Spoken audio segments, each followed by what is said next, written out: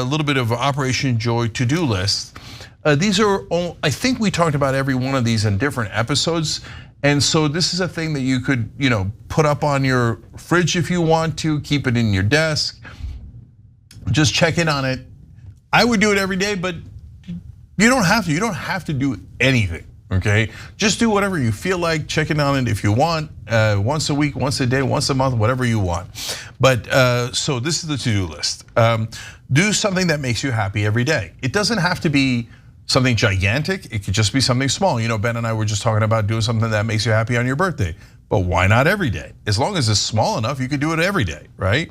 Do something nice for others. A lot of people have talked about, when we talked about that particular topic, about how much it made them feel better when they do something nice for others. And it was a good way to get out of their depression or their sadness or the tough times that they're in.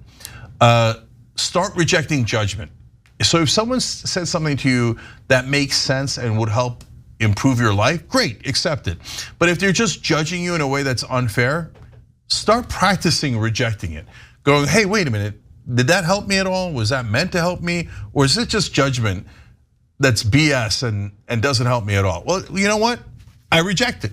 I don't accept it. A great thing along the lines with that is I learned many moons ago when I was dating the FHM girl. We went to couples therapy, and the therapist said, she kept saying, or I kept saying, I take offense to that, I take offense to that. And she goes, you don't have to take offense. Offense, you have to literally take it for it to affect you. You can hear it and not take it. Oh, that's a great point, Ben. And I am the master of not taking offense, because so much offense is directed at me, and it has for so long. Ditto. Yeah, now they say for you as well, for sure, that you got to kind of practice it. Yeah. And so, look, the example I always use in my head is, what if, and I know it's a weird example, and I don't know if I ever told you guys this, but I've told people in my personal life.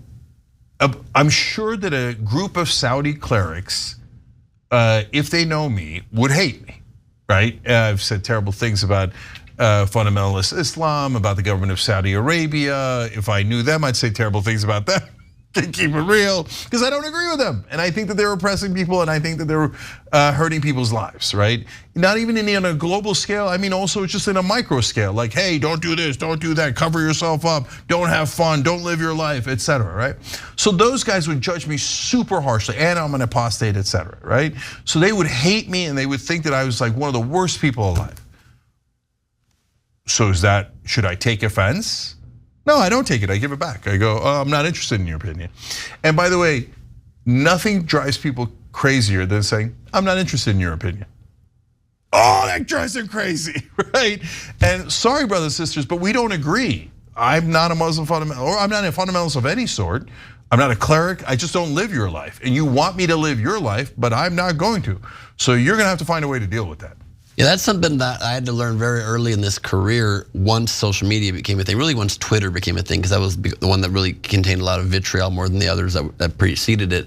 And all of a sudden I just started getting such hurtful comments, and on like day 3 of reading things that were like really rocking me, I was like, okay, if I want to keep this career going, I have to learn to block that out. I can read it, I can see what they say, I can see if there's any nugget of truth in there that I want to absorb and change from, and if not, I'm like, they don't see it. They want to put their anger on me because they don't want to maybe debate an issue to its core. They want to dehumanize me because they don't want to actually realize that we're both trying to find a solution, and it's easy for them to just get their anger on somebody directly.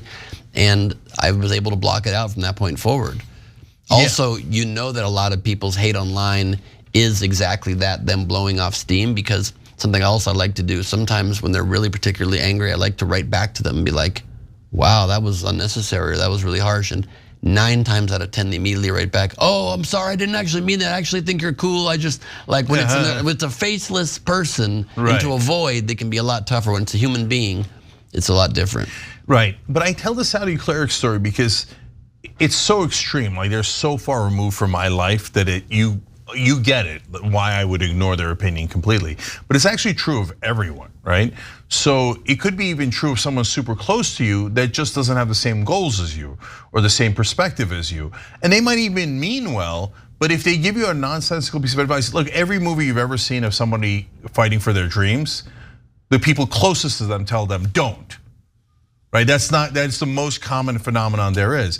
And those people close to them aren't trying to hurt them, they're trying to protect them, right? But they happen to be wrong. So it's okay to say, hey, I love you, brothers and sisters, but no, I'm gonna reject your judgment because it's not right for me. All right, so let's keep going. Find something you love about yourself.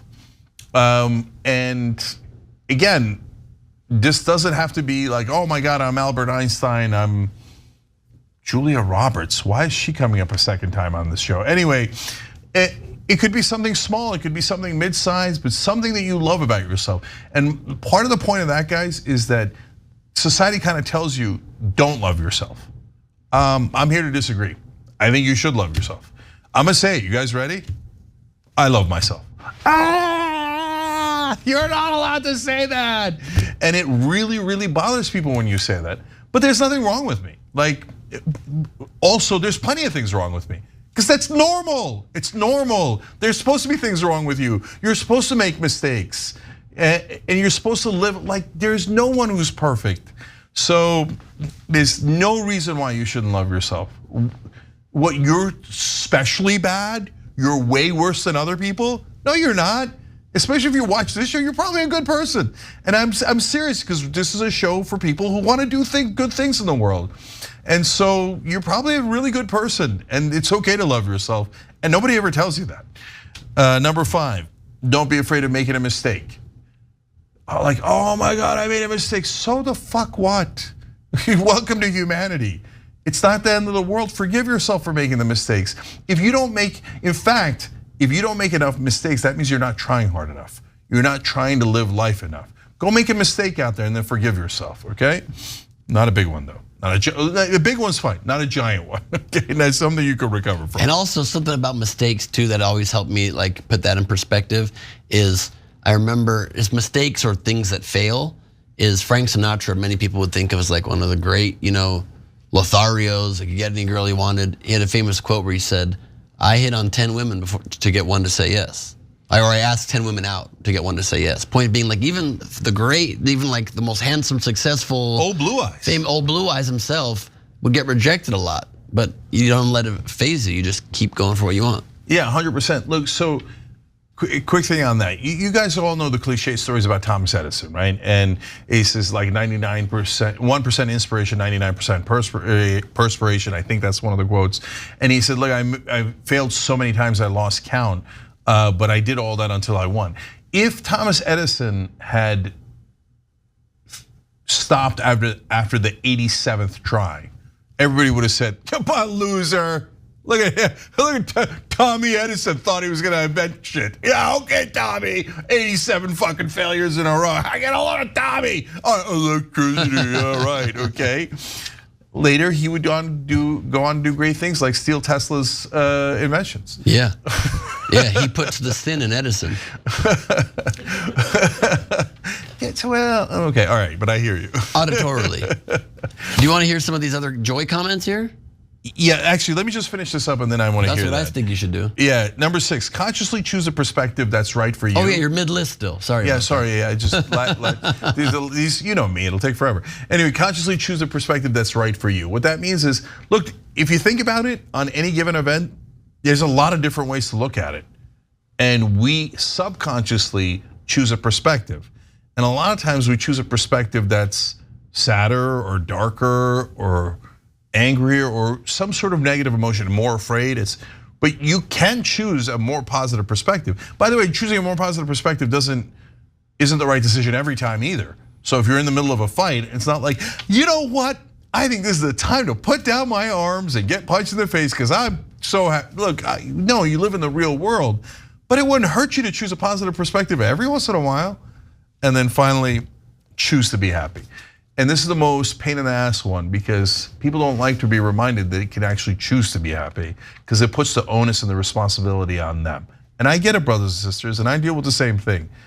But you can make that choice. You can make it a little bit at a time. You don't have to go from 0 to 100, right?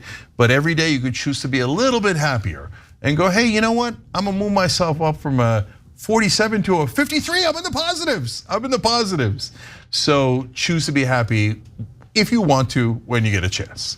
All right. Absolutely, and also there's a great quote that I love with regards to that That's happiness is the decision to be happy under all outward circumstances.